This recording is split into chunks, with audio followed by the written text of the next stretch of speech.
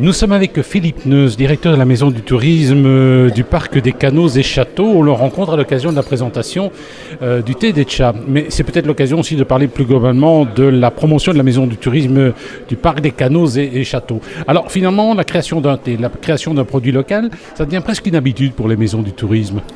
Oui, enfin, en tout cas pour la nôtre, c'est déjà une petite habitude depuis une grosse année, je dirais, parce que c'est vrai qu'on a imaginé que la promotion du tourisme, ça se faisait aujourd'hui, en tout cas, plus uniquement à travers des brochures, à travers un site internet, ça se faisait aussi à travers des produits locaux certainement, mais aussi des objets, en fait, des objets qui symbolisaient une région,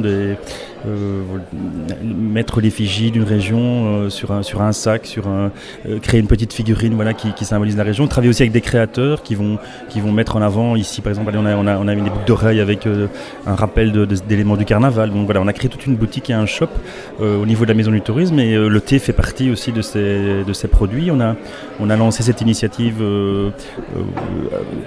surtout avec une demande qu'on avait au niveau de la Louvière, parce que bon voilà, la Louvière c'est le loup, et donc les gens voulaient un peu qu'on leur donne du loup à toutes les sauces, sous toutes les formes, mais on voulait aussi travailler avec les autres communes qui font partie du territoire de notre Maison du Tourisme. Et on a rencontré Sophie, des délices de Sophie, et on s'est dit que pourquoi pas un thé dont les ingrédients allaient un peu symboliser comme ça chaque commune, l'identité de chaque commune. C'était une bonne idée, et donc voilà, on en a sorti un chaque mois, et ce thé complète l'offre de notre shop et fait partie maintenant aussi des outils de promotion touristique avec, je dirais, le produit phare à côté qui est chez nous, la bière. Voilà. Nous sommes avec Philippe Neuze, qui est directeur de la Maison du Tourisme du Parc des Canaux et Châteaux. Alors Philippe, la saison était bonne ?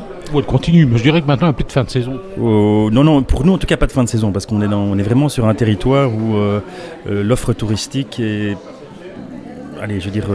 assez vaste. Il y a beaucoup de musées, donc un musée ça fonctionne toute l'année. Il y en a vraiment une grosse quantité chez nous. Kéramis, Marimont, Château de Sonnef, Musée du Masque. Donc on a vraiment la chance d'avoir beaucoup de musées. Et alors on a aussi des attractions qui fonctionnent principalement l'été. Je pense au canal du Centre et aux ascenseurs à bateau, où là c'est plutôt la promenade, la détente. Et donc c'est vrai qu'il faut un peu faire... C'est mieux toujours quand il fait bon. On a aussi toute une offre vélo. Mais la saison, je dirais, a été assez bonne. La météo a été pas trop mauvaise, à part un peu au début des vacances. On a eu aussi pas mal d'événements qui ont bien fonctionné. Donc on est assez content de cette saison touristique. Nous sommes avec Philippe Neuze, directeur de la Maison du Tourisme du Parc des Canaux et Châteaux. L'occasion de parler un peu de cette Maison du Tourisme que l'on méconnaît un petit peu. C'est vrai qu'il aurait pu croire il y a 10, 20 ou 30 ans de cela que cette région allait devenir une région touristique. C'est vrai, donc moi je suis en poste en fait ici depuis maintenant plus de 20 ans, et on a participé avec bien entendu les représentants des communes à la création de cette Maison du Tourisme, mais c'était vraiment un challenge de se dire que on allait faire du tourisme chez nous. Pourtant il faut savoir que au niveau des statistiques de fréquentation, on atteint, je veux dire, sur le territoire près de 500 000 visiteurs par an.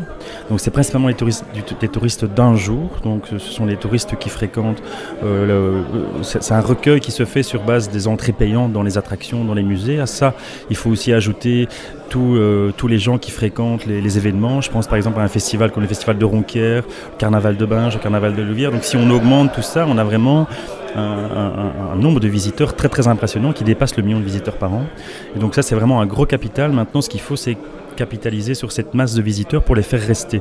Je pense aujourd'hui, on a montré qu'il y avait de quoi des choses à découvrir dans la région, des choses à faire dans la région, mais ce qu'on veut, c'est aussi amener les gens à séjourner dans la région. C'est principalement chez nous un tourisme d'un jour, et on voudrait vraiment les inciter à rester un week-end. Il y a une offre d'hébergement impressionnante. On a plus de 1000 lits sur uniquement le territoire du Parc des Canaux. Il faut savoir qu'à l'occasion de Mons 2015, les autorités de Mons et les hôteliers de Mons sont vraiment venus vers nous pour qu'on s'associe à eux pour pouvoir gonfler, je veux dire, leur capacité d'accueil. Et donc on a tout ce qu'il faut vraiment pour encore, je veux dire, franchir un cap et aller de l'avant dans ce développement touristique sur le territoire. Nous sommes avec Philippe Neuze, le directeur de la Maison du Tourisme du Parc des Canaux et des Châteaux. Est-ce qu'on a souffert éventuellement des attentats ? Est-ce qu'il y a eu une peur de ce côté-là ? Je sais que Bruxelles en a souffert, la Flandre peut-être, notre région un peu moins. Pas du tout.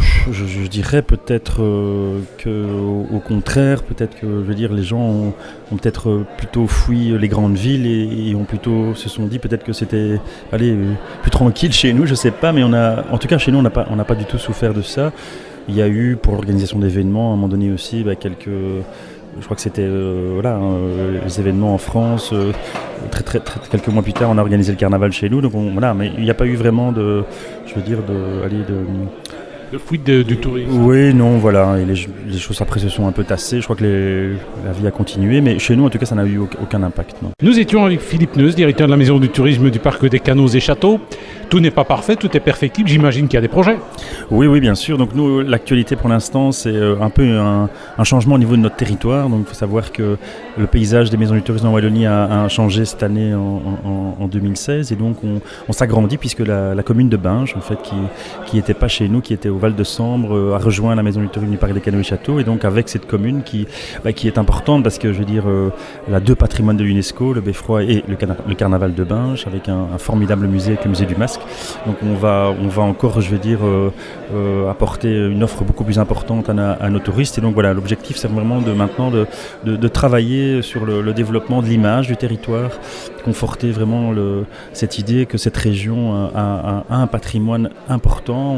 On a créé une plateforme des musées, donc maintenant on essaye aussi de créer des réseaux pour mieux communiquer, mieux promouvoir. Donc là c'est un deuxième projet sur lequel on s'appuie. Et alors il y a tout le développement du vélo. Donc on est en train de travailler à la mise en place de points nœuds. Donc il faut savoir que maintenant, tous ceux qui aiment voyager en vélo, c'est vraiment le mode de signalisation qui est le plus répandu dans le nord de la Belgique, un peu partout en Hollande, dans tous les pays. Il y avait aussi ici sur la carte de la Wallonie un trou, je veux dire, au niveau du parc des Canaux.